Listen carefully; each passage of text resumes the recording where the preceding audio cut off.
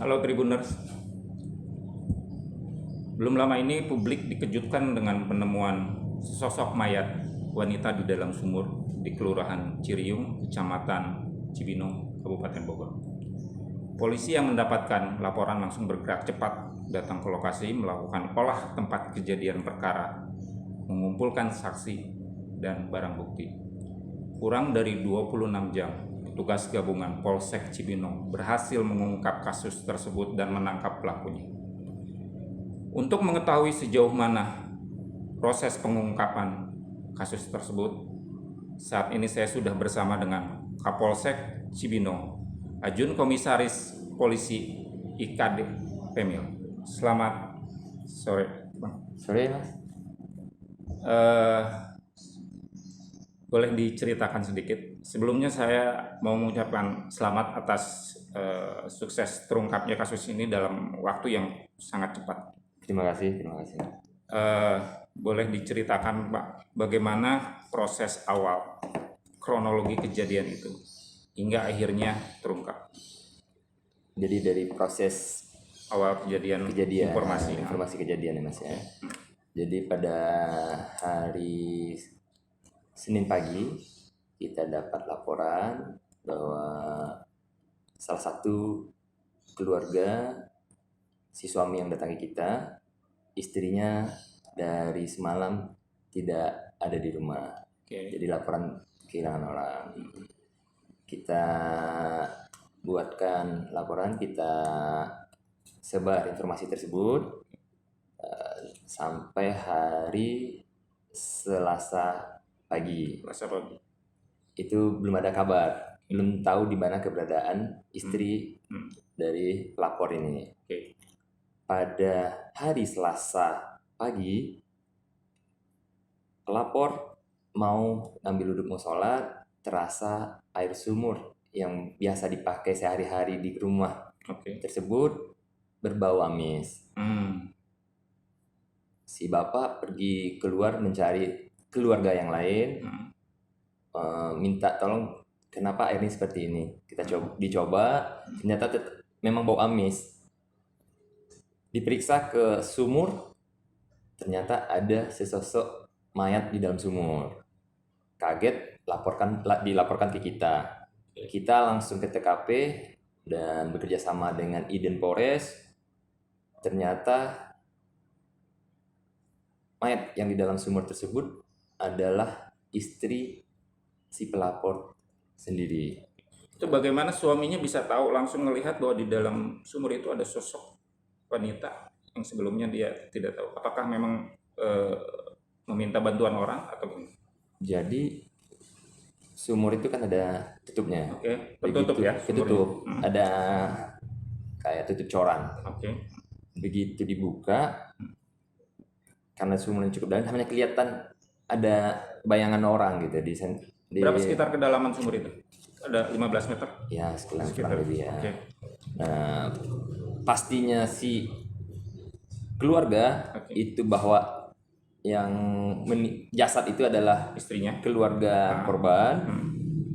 Begitu pas di atas, ini kan istri kami dan keluarga kami gitu. Jadi proses pengangkatan itu disaksikan oleh suaminya? Kalau proses pengangkatan ya kita, cuman ada keluarga di sana. Ada keluarga di sana. Korban. Karena sumur ini itu di dalam lingkungan rumah korban. Jadi di belakang pintu dapur langsung ada sumur. Bagaimana kondisinya, Komandan, ketika korban diangkat? Ketika korban diangkat, memang hanya pakaian dalam sama. Tapi ternyata pengakuan pelaku, dia membuang korban ke dalam sumur itu posisi kepala ke bawah dan korban waktu itu memakai daster. Jadi pengakuan dari tim kita yang ngambil jasad ke dalam sumur, waktu itu kelihatan ada daster di dalam sumur. Namun waktu mau ngambil sudah kehabisan oksigen dan takut terjadi apa-apa, akhirnya yang diselamatkan jasad dulu. Kondisi korban masih utuh? masih utuh, Masih utuh. masih utuh. Apa sudah membesar atau mengeluarkan bau yang tidak sedap? Ya mulai mengeluarkan bau tidak sedap dan mulai ya membesar sudah ada. Apa yang dilakukan petugas di lapangan, tim dari Polsek Cibinong ketika datang ke lokasi kejadian setelah menemukan sosok jenazah itu? Setelah jasad kita angkat, Oke. kita bawa ke rumah sakit Polri untuk diotopsi, sementara tim yang lain mencari saksi dan mengumpulkan barang bukti dan petunjuk yang ada di TKP. Berapa saksi saat itu yang diperiksa? Saksi awal yang kita periksa lebih kurang 4 orang, 4 orang. terus mengembang jadi 6 orang, sampai tadi malam kita sudah kembangkan jadi 8 orang 8 orang. saksi. Saksi yang diperiksa pertama adalah yang menemukan Ya suaminya. Karena suami yang melaporkan istrinya hilang, suami melaporkan bau sumur amis, suami, Oke. dan suami yang pertama kali kita minta keterangan juga. Setelah melakukan penyelidikan dan memeriksa sejumlah saksi, ada titik terang di mana akhirnya polisi bisa mengarah kepada pelaku, memeriksa pelaku, dan sampai sekarang akhirnya terungkap bahwa pelakunya adalah masih orang dekat dari korban. Ini berbagai faktor dan berbagai Allah memudahkan kita semua untuk mengungkap kejadian ini. Itu pertama kita lihat dari petunjuk yang ada di lokasi, barang bukti, dan juga pelaku waktu melakukan aksinya, begitu mau keluar ada membawa HP korban. Oke. HP korban dijual sama pelaku pada hari Rabu pagi Rabu pagi. di seputaran Cibinong ini juga. Nah, kita juga karena tim bekerja maksimal, ya IT juga maksimal, ada titik terang di sana. Kita juga sandingkan dengan petunjuk yang ada di TKP, ternyata memang mengarahlah kepada si pelaku. Pak Kapolsek, ini pengungkapan ini, kasus ini cukup besar, tapi proses pengungkapan cukup luar biasa waktunya ya. Artinya dalam kurun waktu sekitar 26 jam ya. 26 jam. Ini mampu diungkap oleh tim dari Polsek Cibinong. Seberapa ketelitian atau proses identifikasi yang dilakukan oleh tim untuk akhirnya bisa melalui serangkaian penyelidikan mulai dari saintifik, teknologi dan segala macam hingga mengarah kepada si pelaku berinisial A ya. Berinisial K alias A. alias A. Jadi ya seperti saya sampaikan tadi, Allah memudahkan kita untuk mengungkap kasus ini. Semuanya jadi gayung bersambut. Kita cek TKP, ada petunjuk di TKP, kita cek saksi, ada suara yang didengar saksi pada malam hari itu tetangga korban. Suara apa? Suara jeritan perempuan, kesakitan. Itu sekitar pukul berapa? 22. 22. Waktu itu suami korban belum pulang? Belum. Tidak ada di rumah? Masih di masjid. Oke. Masih di masjid. Terus dari HP korban, nah HP korban baru kita bisa track itu hari Rabu pagi. Dari hasil apa yang bisa didapatkan informasi dari HP korban, apa yang bisa mengarah pada si pelaku ini? Percakapan kah atau apa? Di WA-nya korban juga ada percakapan dengan pelaku. Keterangan dari suami juga, si korban pernah curhat bahwa dia pernah meminjamkan uang kepada pelaku, namun sampai saat ini belum dibayar dan diminta, tapi pelaku tetap menghindar. Menurut pengakuan pelaku, motifnya apa sehingga dia tega melakukan? Sampai saat ini keterangan dari pelaku memang murni sakit hati dan kesal mungkin ya, ditagih, sedangkan sampai detik kita tangkap pelaku belum bisa membayar. Pelaku itu ditangkap di mana?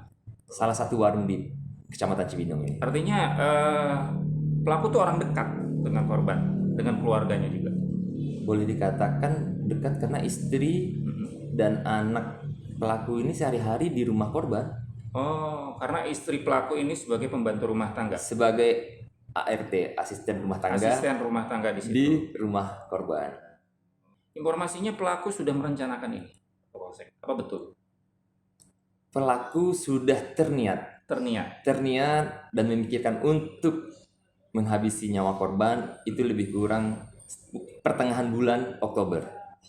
Menghabisi ya, artinya berarti ini sudah masuk kategori pembunuhan berencana, seperti itu. Boleh kami katakan seperti itu dari pengakuan pelaku dari pertengahan Oktober, dari begitu dia yang sakit hati bergejolak ingin menghabisi nyawa korban, tapi waktunya belum tercapai. Nah, pas minggu malam itu entah apa yang ada di pikiran pelaku sehingga berani dan setega itu kepada korban. Rumah pelaku dengan rumah korban berdekatan, Jadi kurang 100. Apakah pada saat jenazah diangkat ada pelaku juga di situ menyaksikan atau mungkin? Enggak. Tidak ada. Setelah kejadian malam itu juga pelaku langsung pergi, alasan kepada istri bahwa pelaku lagi ada sewaan mobil mau mengantar tamu ke luar kota. Pekerjaan pelaku apa? Pekerjaan pelaku sehari-hari sopir tidak tetap. Oh, sopir tidak tetap. Bagaimana pelaku bisa masuk ke ke rumah korban? Karena pelaku sehari-harinya pernah main ke tempat korban, jadi sudah mengetahui persis kondisi rumah korban. Malam itu dia masuk, rencananya mau dari pintu belakang atau jendela belakang rumah korban. Dia periksa, ternyata tidak bisa karena udah dikunci oleh orang dalam, dari dalam mungkin ya. Dia keliling, dicari jendela, ternyata yang masih buka jendela pintu kamar depan rumah korban. Pas dibuka, dia langsung masuk ke dalam kamar depan. Nah, korban sudah pulang itu? Korban sudah di dalam. Sudah di dalam. Jadi pelaku melihat korban pukul 10 kurang, itu pulang dari 10 masjid malam, ya? 10 malam, 22, lebih kurang 22, dari masjid, membawa anak 2, masuk ke dalam rumah. Nah, pelaku karena tidak melihat ada suaminya, dan pelaku juga mengetahui biasanya kalau ke masjid, biasanya si bapak telat pulang, karena si suami itu memang sering di masjid dan dia sebagai MC waktu. Ya, artinya pelaku sudah mengetahui keseharian korbannya. Betul, artinya keseharian. Ketika korban pulang lebih dulu, dia akan paham bahwa suaminya akan belakangan. Betul. Terus ketika bertemu dengan korban, pelaku menggunakan apa untuk melakukan atau menghabisi? Sampai saat ini pelaku pakai tangan kosong dan cara menghabisi dengan memukul dan menendang korban. Setelah itu terbersit dia untuk membuang atau menyeret tubuh korban ke sumur itu. Betul, karena dapur dengan sumur ini, jadi setelah dapur langsung sumur. Jadi terbesit seketika itu untuk membuang korban ke dalam sumur. Jadi spontanitas mungkin ya. Pelaku waktu itu sudah, menurut pengakuan pelaku, korban masih hidup atau sudah meninggal pada saat di sana?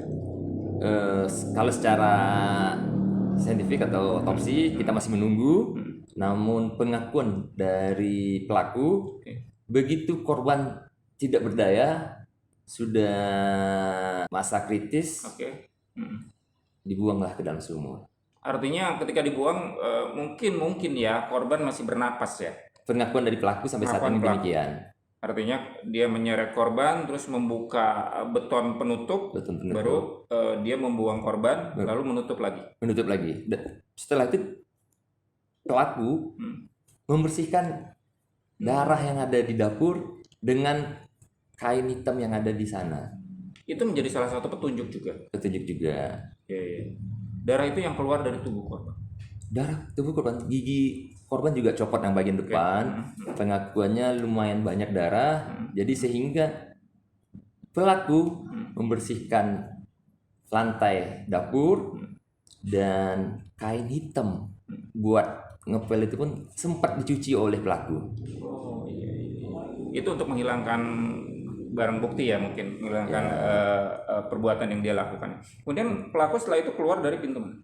Keluar lagi dari jendela depan, Oh, jendela depan yang memang sebelumnya sudah dibuka. namun tidak memanjat pagar lagi. Oke. Keluar baik-baik, cuman lewat jendela, keluar dari pagar baik-baik. Pada saat kejadian terjadi gaduh-gaduh, keributan, teriakan itu tidak membuat dua anak itu terbangun atau Korban masuk ke rumah, lalu langsung ke kamar meniduri menidurkan kedua anaknya. Oke. Beberapa saat setelah itu pelaku masuk. Pelaku sampai saat ini tidak pernah mendengar ada tangisan anak, ada jeritan anak, dan waktu kejadian pun pelaku tidak sedikit pun melihat ke kamar anak dan tidak ada menyentuh anaknya sama sekali. Iya, iya. Itu pengakuan pelaku sampai saat ini. Oke. Itu yang membuat akhirnya dua anak korban tidak terbangun ya. Tidak terbangun dan tidak ada teriakan, dan kita minta keterangan dari saksi tetangga-tetangga, tidak mendengar ada teriakan anak pada malam itu. Hanya teriakan ibunya. Hanya teriakan seorang perempuan menjerit 2 kali, namun tidak bisa memastikan itu siapa dan apa yang terjadi pada rumah sebelah gitu. Pelaku mengakui perbuatannya. Mengakui. Ya. Barang bukti yang diamankan polisi apa aja? Sampai saat ini ada motor pelaku, Oke. HP korban, pakaian, dan kain lap tadi di sana. HP yang dibawa atau diambil milik korban oleh pelaku itu apakah upaya pelaku untuk mengaburkan bahwa ini seolah kasus perampokan? Mungkin juga, tapi kita nggak bisa berandai-andai ke sana. Yang penting bagi kami dengan ditemukannya petunjuk dan HP korban ini menjadi alat bukti bahwa benar si pelaku adalah tersangkanya. Apakah ada kecurigaan ataupun pelaku lain yang membantu kasus kejadian ini? Ini masih kita kembangkan, namun sampai saat ini kita masih berkeyakinan bahwa pelaku sendiri yang melakukan. Dalam pemeriksaan yang dilakukan oleh tim penyidik, pelaku bisa menjawab atau menjelaskan kronologis. Atau sampai saat ini kooperatif, tidak ada keraguan ataupun tidak ada indikasi yang arahnya enggak. Apa langkah selanjutnya untuk mengungkap atau menyelesaikan kasus ini? Kami tetap mendalami, mencari tahu sampai betul-betul merasa sudah cukup bukti, sudah cukup keterangan, sudah cukup saksi, sudah cukup barang bukti yang kami kumpulkan. Lalu kami akan rekonstruksi, memastikan benar kejadian ini, dan kita berupaya menegakkan hukum seadil-adilnya. Sebelum terakhir nih, artinya ini sukses pengungkapan jajaran Polsek Cibinong yang komandan pimpin tidak lepas dari dedikasi tim di lapangan. Ini bagaimana mereka bekerja siang malam selama hampir 26 jam untuk mengungkap kasus ini? Apakah semua standby, tim sersul segala macam bergabung dengan tim dari forensik apa sekarang? Jadi kami membagi tugas masing-masing. Waktu